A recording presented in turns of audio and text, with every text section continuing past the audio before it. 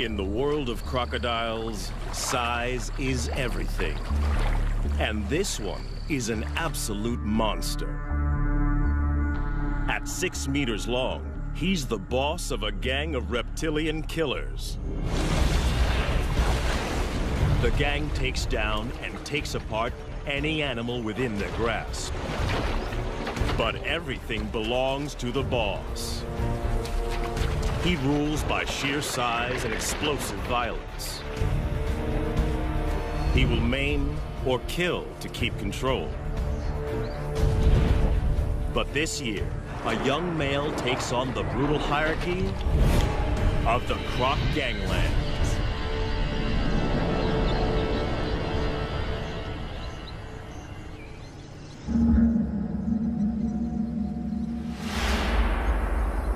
When a baby hippo dies of heat stroke on this beach, only one crocodile has the right to claim the bounty.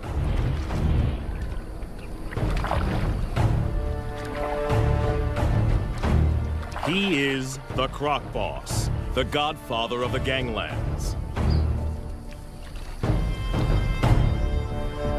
In crocodile hierarchy, size is power. And for many, many years, his 1,000 kilograms has topped the scales. As biggest croc on the beach, all food is his.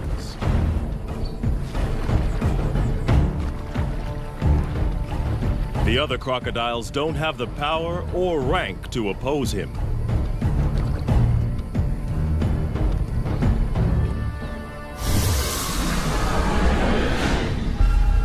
The boss didn't discover this carcass. One of the subdominant males found the prize. At 3 meters long, he is no small crocodile, but he lives on this beach and feeds at the discretion of Croc Boss.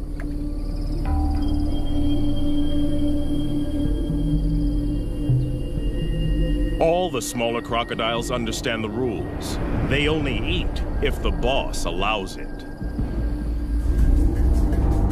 All along the river, territories work the same. Sections, each as big as 4 Olympic swimming pools, are dominated by a single large crocodile and his gang.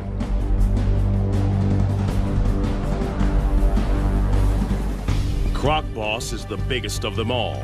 But for most of the year, there is a peaceful truce between him and the other leaders. Border skirmishes mostly occur during the mating season.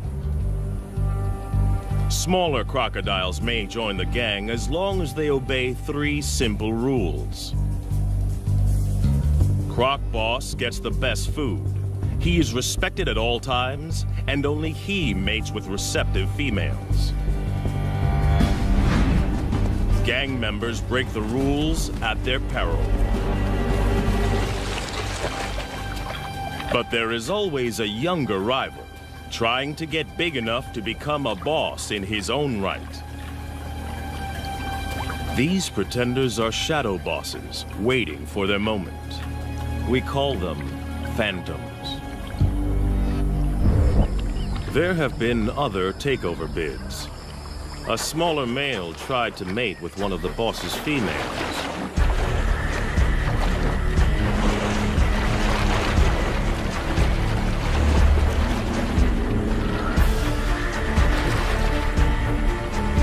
It was a reckless move.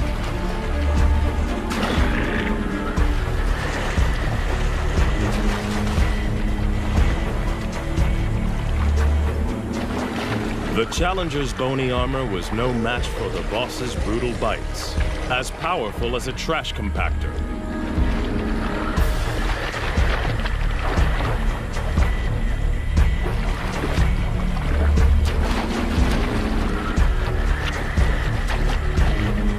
Discipline was swift and terminal.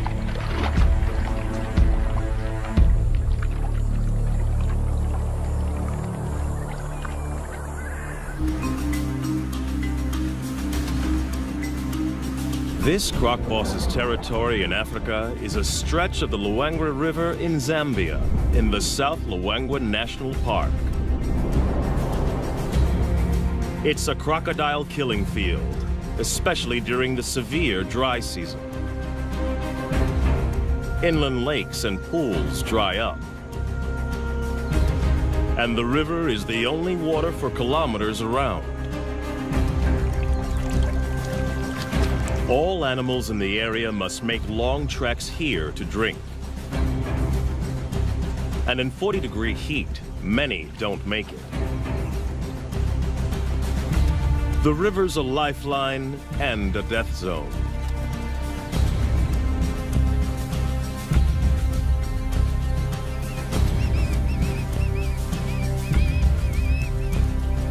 For the croc gangs, the living is easy. Even the smaller ones get to feed.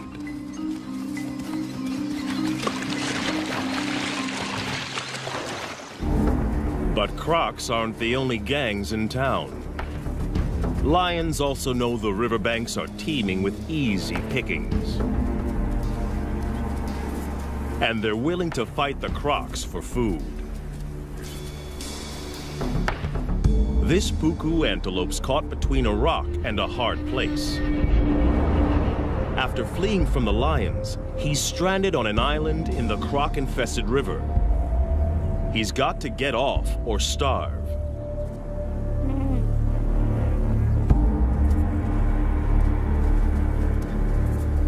The lions won't swim after their prey. They'll wait for it to make a mistake.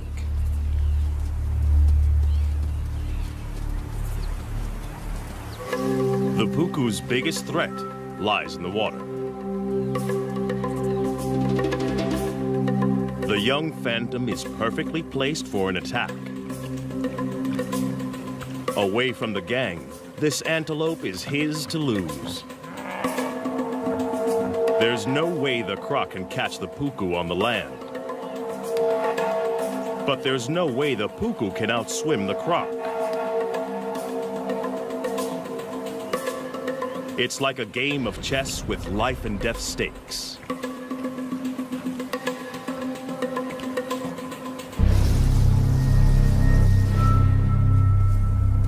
The puku has to use the land to put as much distance as he can between himself and the waiting croc, and figure out the shortest swim possible.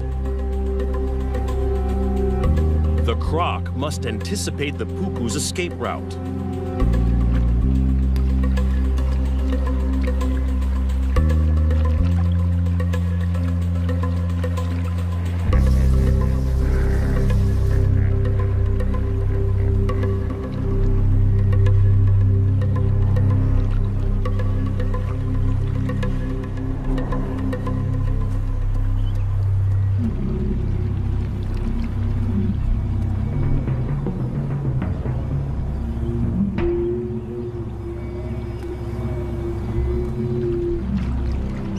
Life boils down to a simple equation of speed versus distance.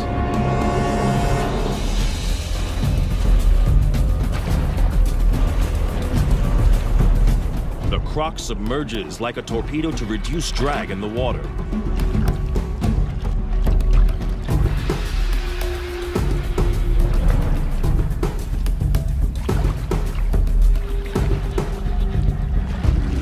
But his top speed of 10 kilometers per hour is not fast enough.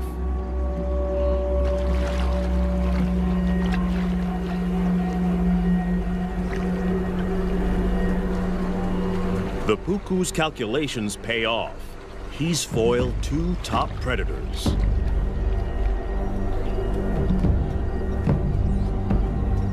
The young croc misses an easy kill.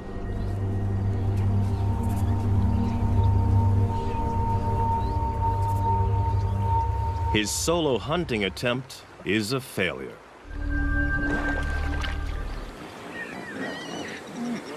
But the dry season has another food bonus on offer. Huge numbers of hippos crush together in the Luangwa's diminishing deep water holes to keep cool. No crocodile, even one as big as Croc Boss, would attack a full-grown hippo.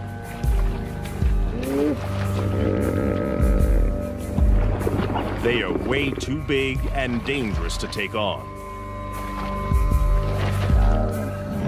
A single hippo bite would destroy a big crocodile.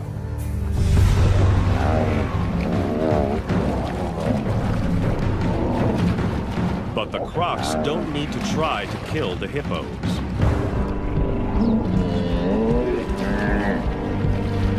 In crowds like this, these aggressive 3-ton herbivores will often fight to the death.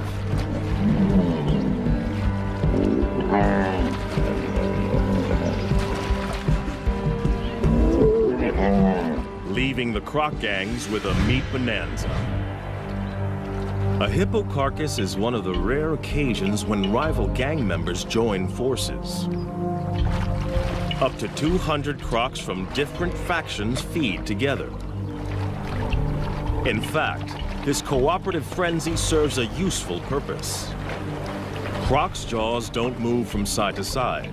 When the carcass is in water, they need others to pull against to help them rip off hunks of meat. It'll take them less than 2 days to completely demolish a 1-ton hippo. With the most acidic stomach of any vertebrate, crocodiles can digest every centimeter of a carcass. And as usual, the final chunk of meat goes to the croc boss.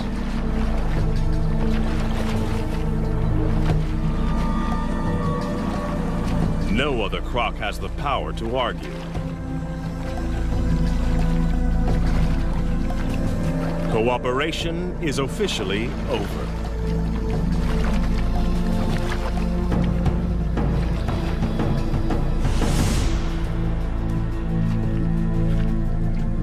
Back on dry land, the lion pride is also living well off the deadly dry season. There's no need to hunt when the scavenging is so good. They rule the riverbanks just beyond the croc's reach.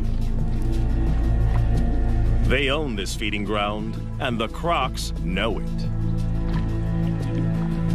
Even Croc Boss won't come up here to try to take this carcass off the lions.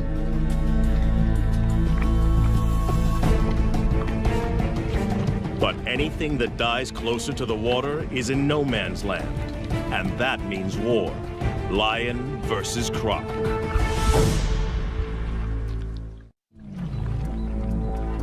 A dead elephant offers up a gigantic feast for the croc gang. They didn't kill it. The deadly dry season serves up another meat mountain. In this brutal time, even elephants are vulnerable. They need massive amounts of water, up to 200 liters a day. If they don't get enough to drink, heat stroke can quickly kill them.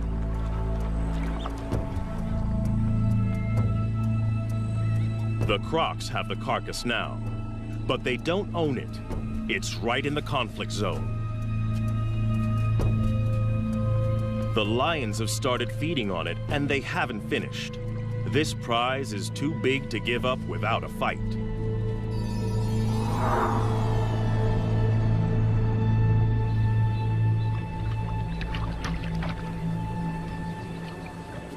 One young male wants more.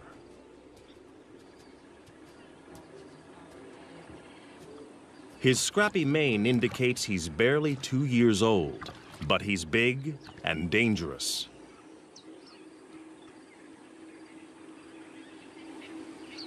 Most of the crocs know to keep their distance. Even this immature lion can kill them. But the inexperienced smaller crocs are willing to take him on.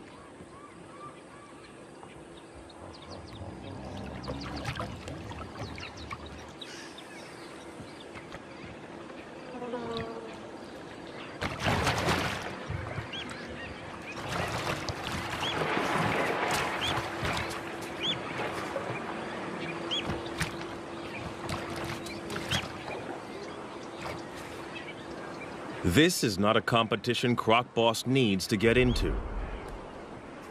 The pickings are slim, and if the gang wins, the carcass is his for the taking anyway.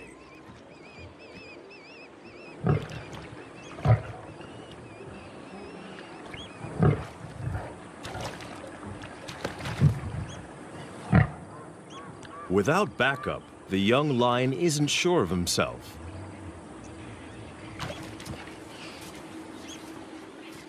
The crocodiles win today.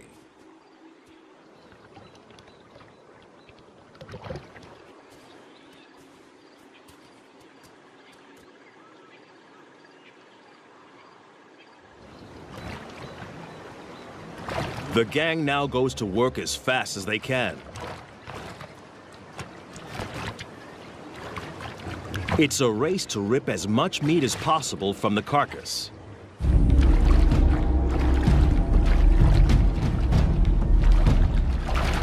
The young pretender wrestles a leg joint away from the smaller gang members.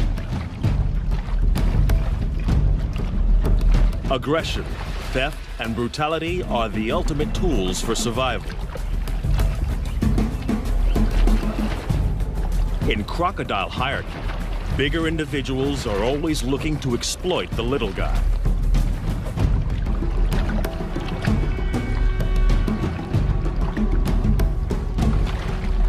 The smaller crocs have learned well from the master.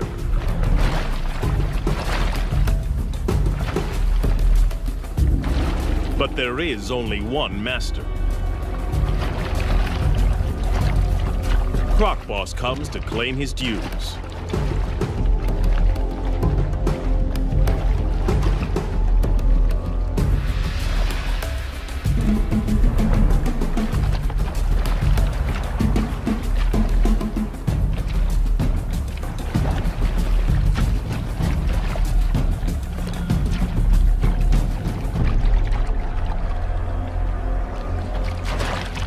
For the smaller crocs, the feeding is over.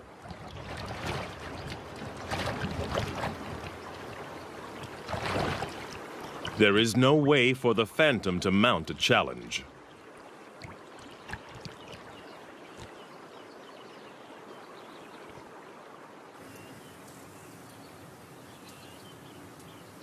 To have any hope of running the gang, he must bulk up. And he can't do that on leftovers from the boss. He's got to find his own food. And the numerous drinking pools next to the river provide the perfect hunting ground. Every morning and evening, the antelope journey here to quench their thirst. A perfect opportunity for an ambush.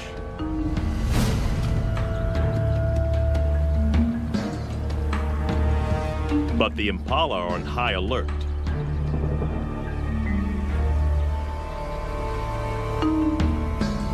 To have any hope of catching one, the young croc must find the perfect pool in which to disappear and wait.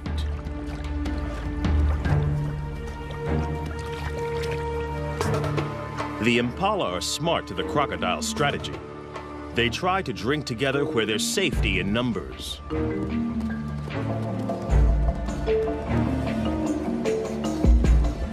The crocodile must wait for a loner.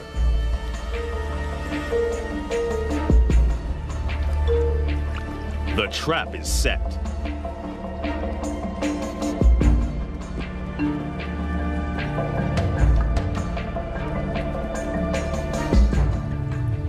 He can hold his breath for 2 hours. And this impala has no clue that below the surface lurks a ravenous crocodile poised to strike.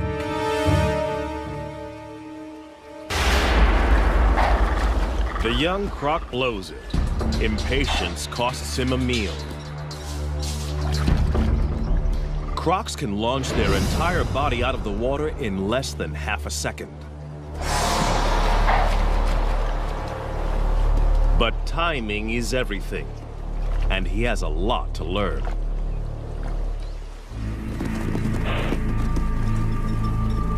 The prey is spooked. The hunt is over. It's a half chance for the lions.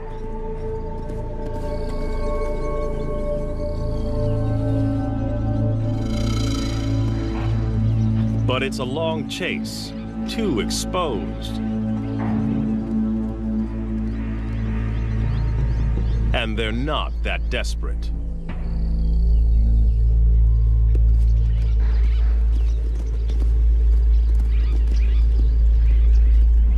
They don't have to try too hard. In the dry season, death is always just around the corner.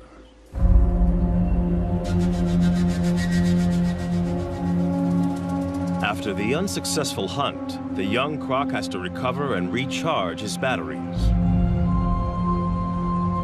Crocodiles bask to keep their body temperature up and digest more efficiently. Crocodiles are not cold-blooded. Their bodies are as warm as ours most of the time. They just have to work harder to keep their temperature between 33 and 35 degrees. Phantom needs to regain energy. During extreme exertion, crocodiles build up a huge amount of lactic acid. This is toxic and must be eliminated from their systems. The only way is rest. Part of Croc Boss's success is his energy strategy. He lets the smaller gang members exert themselves. They work and he eats.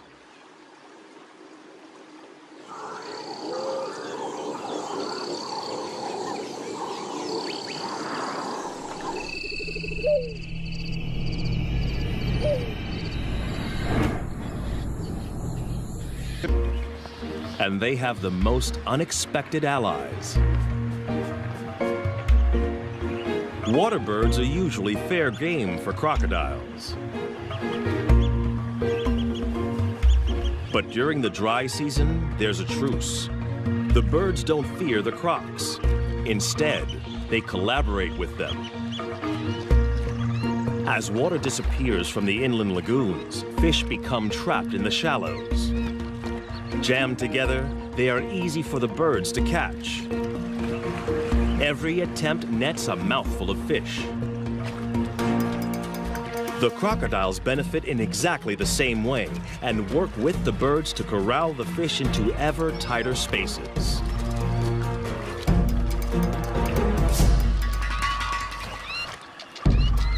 Each fish is a tiny meal, but for the small crocs, this technique is well worth the effort.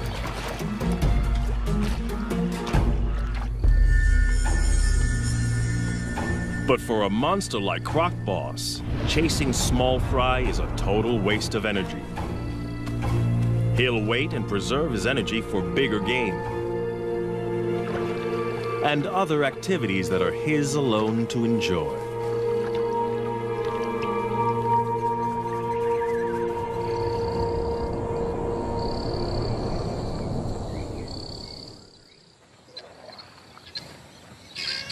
The dry season doesn't just bring a food bonanza.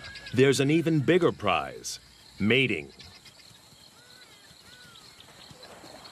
The ritual begins at dawn. Lifting their heads, the females show submission and look for the most powerful croc to mate with.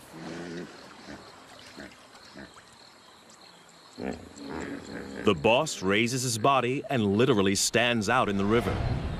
It's a visible sign of his status. By rights, all receptive females are his.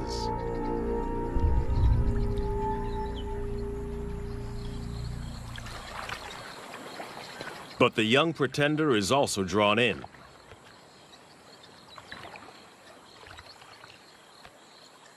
The females secrete a pheromone into the water. It signals they're ready.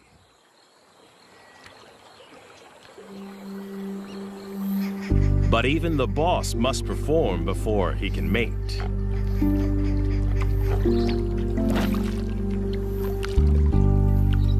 It's the only situation he cannot control. The final choice is made by the females. In mating season, females are permitted to wander through rival gang territories as they check out potential partners. The boss's head slaps and bubble blowing are the croc equivalent of beating the chest.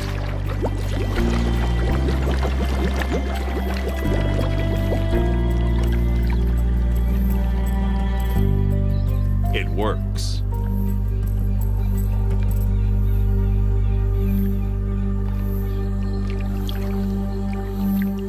The smaller male can only watch.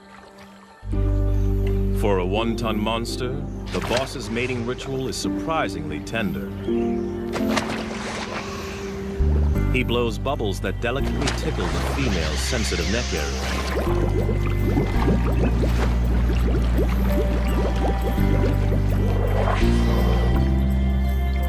The pair will remain together for up to 1 hour before choosing new partners.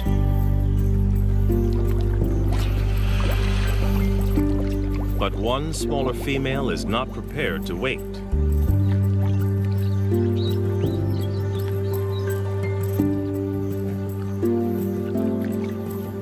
She's interested in the younger rival.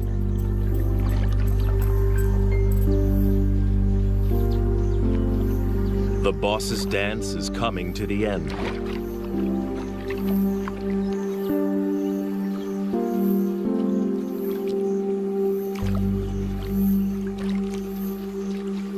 The pair submerges for their final act. And while his leader is underwater, Phantom chances his luck.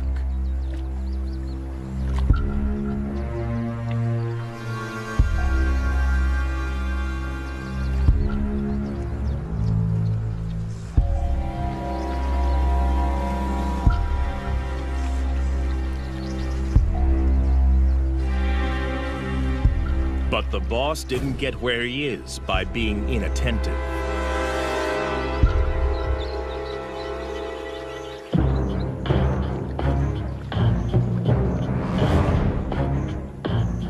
For a junior to mate with one of his females is the worst kind of disrespect.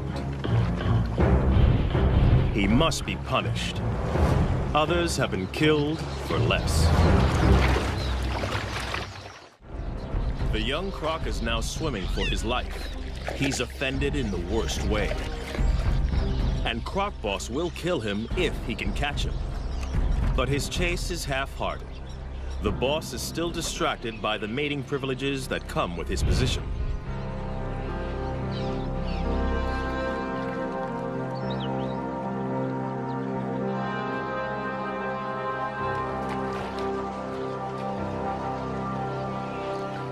The young pretender gets off with a warning bite.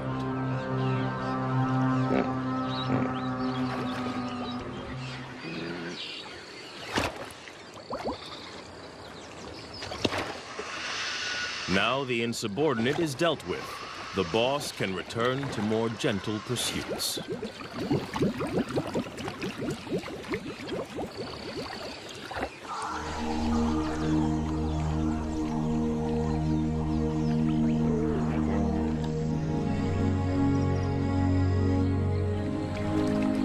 The right to mate is still a long way off for this young croc. He needs to grow, and to do that, he's got to grab every opportunity to hunt.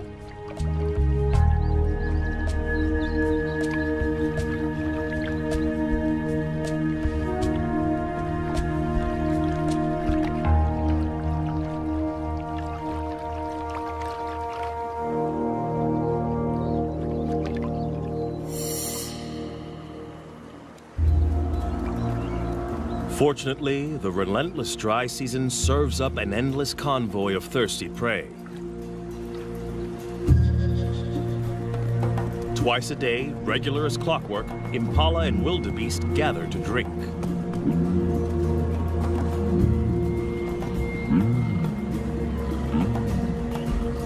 It's another chance to make a kill.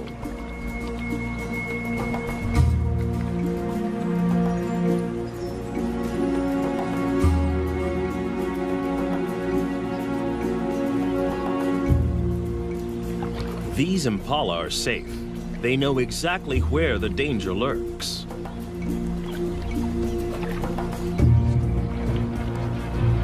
Some even follow the croc to keep an eye on him.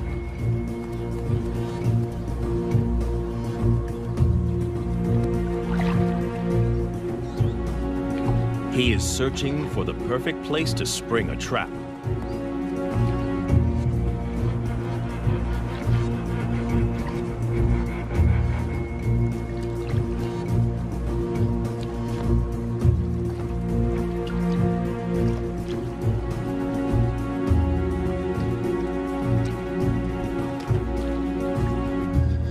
Even when he finds a likely pool, watching impalas raise the alarm. They snort to warn others to stay away from this drinking spot.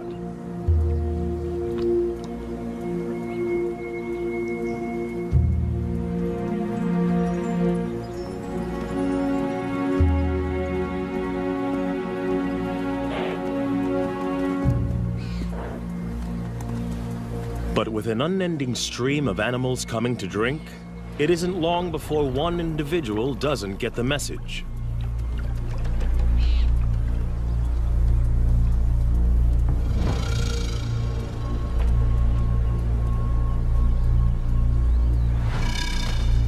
Even though this impala senses something, it's compelled to drink.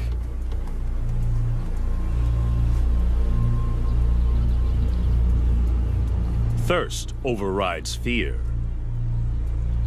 But it's braced for danger.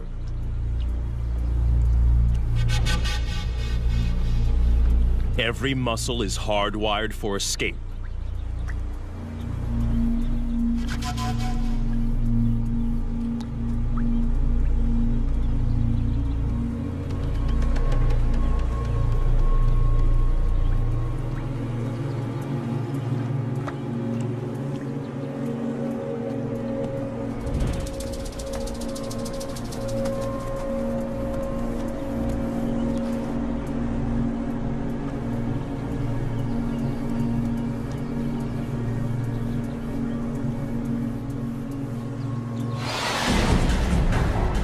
Perfect strike.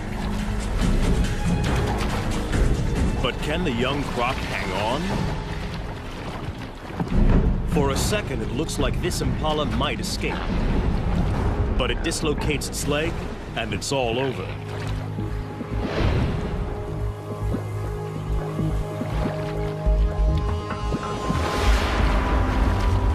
The timing of Phantom's ambush was a tiny bit off. He only manages to grab the impala's horn and is forced to bite again. But in the struggle, the impala's leg is tangled in its own horn, and it's all over.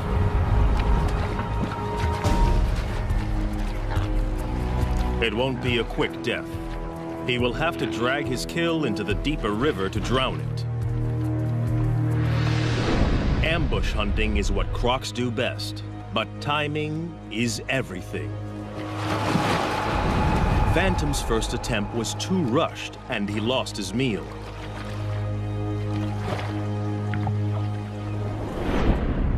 But the young pretender is learning.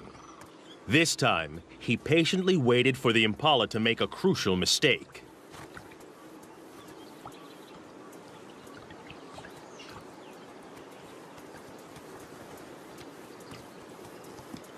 As the ram is joined by the female, he relaxes and drinks for a fraction of a second too long. A fatal error.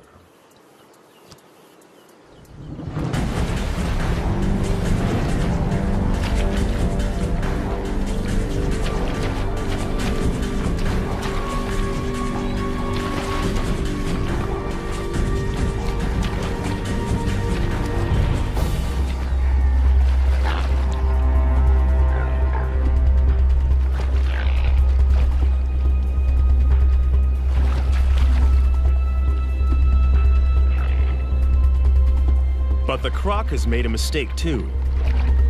His perfect ambush is in full view of the gang. Now he must fight to keep it.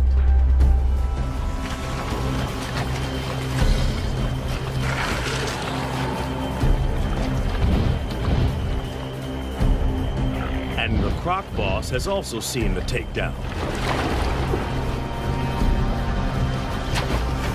This meal is now his. The young croc has no right to oppose the boss. But he's not going to give it up willingly. He's hungry and stubbornly hangs on. But he hasn't the strength to compete.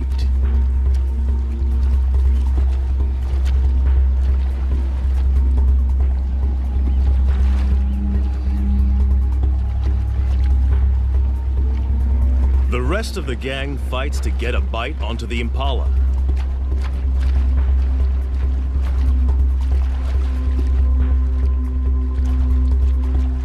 They try to lock on before the boss begins his death roll.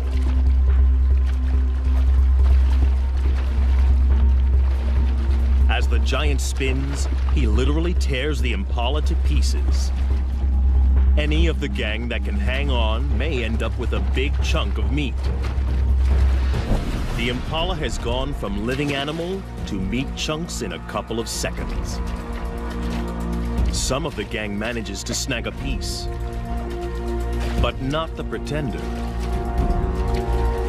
In the ganglands, catching the prey doesn't guarantee you eat the prey. Hunting and fighting are a major drain on a smaller crocodile's energy reserves. Phantom must rest to build up his strength.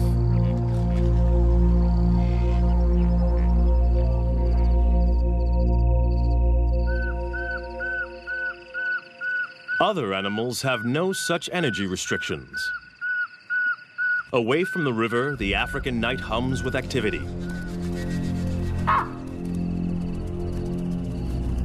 For the prey species, the danger doesn't let up just because it's dark. Impala and puku rarely lie down to sleep for more than 10 minutes at a time. There are too many predators on the hunt, so they are forced to stay awake and alert.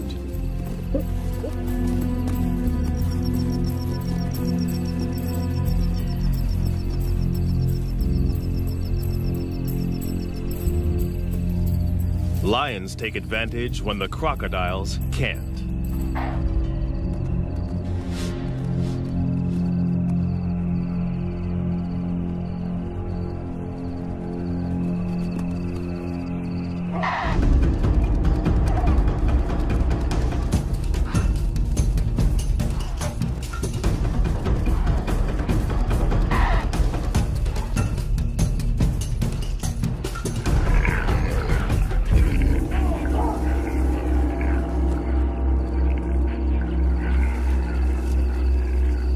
Tonight, a puku loses the battle.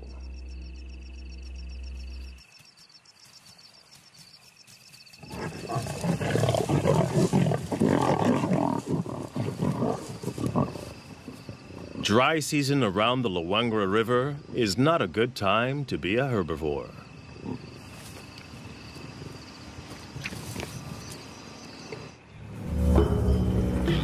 Another day, another death. Another free meal for the croc gangs. As the sun warms the crocs, it triggers a feeding frenzy on the hippo carcass. Crocs from multiple gangs wait in line to feed. Territorial differences set aside for the moment. Size determines the order, and the biggest eat first.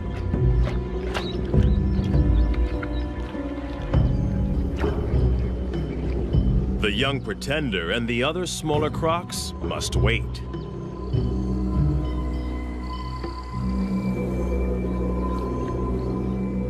The boss has torn away a huge hunk of the dead hippo. And in a strange twist, he is now being harried by a living hippo. One of the few creatures that can kill a big crocodile. In a bizarre scene, the croc boss is being menaced by a huge hippo as it consumes his dead relative. At first glance, this looks like a challenge for food. But hippos are exclusive herbivores.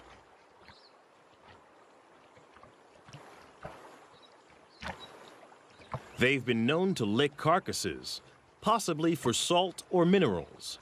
But something else seems to be going on here. Perhaps like elephants, the hippo senses the death of one of its own. But it looks like the hippo is being aggressive. Perhaps this is some kind of primitive emotional reaction. Whatever the hippo's motivation, the huge crocodile knows this is dangerous. With 50-centimeter-long canines and a bite force 27 times more powerful than a human's, this hippo could easily skewer the huge croc. For the first time in a long time, the boss is being pushed around by a bigger beast.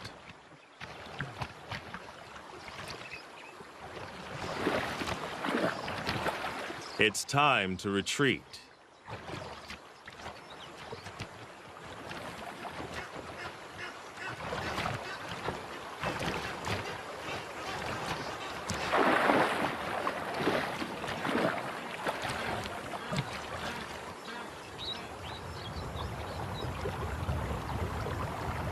Success in a croc gang is all about being a consummate opportunist.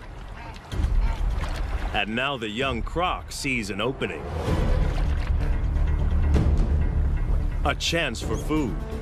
Perhaps the possibility to gain ground in the gang. But the croc boss doesn't share. And this bid for food has been interpreted differently.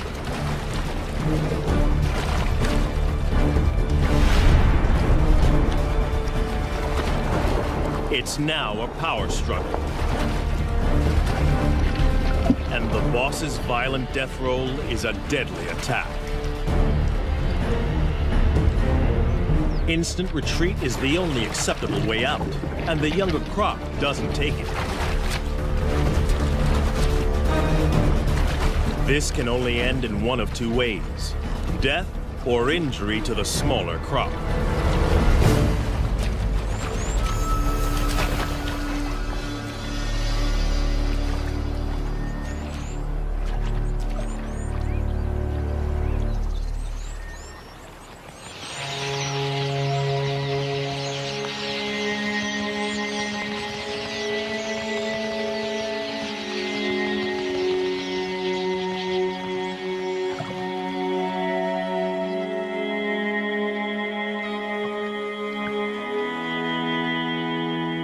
He gets off lightly. He is alive. But it's still a disaster.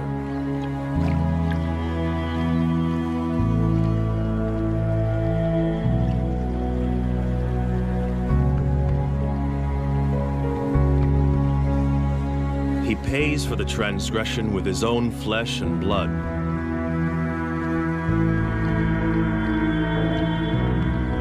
The monster croc ripped his top jaw clean off.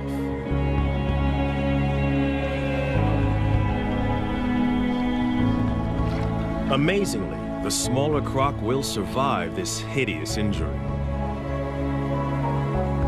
Crocodiles have special antibodies to help them heal from massive wounds. But it will not regrow. He is not just deformed, but terribly handicapped. His journey to the top position is over. From now on, he will be the last in line to feed. The croc boss and every crocodile, small or large, must now be shown subservience by the challenger. Even by nature's own harsh measures, the croc gang lands are a brutal environment, where size and uncompromising violence rule.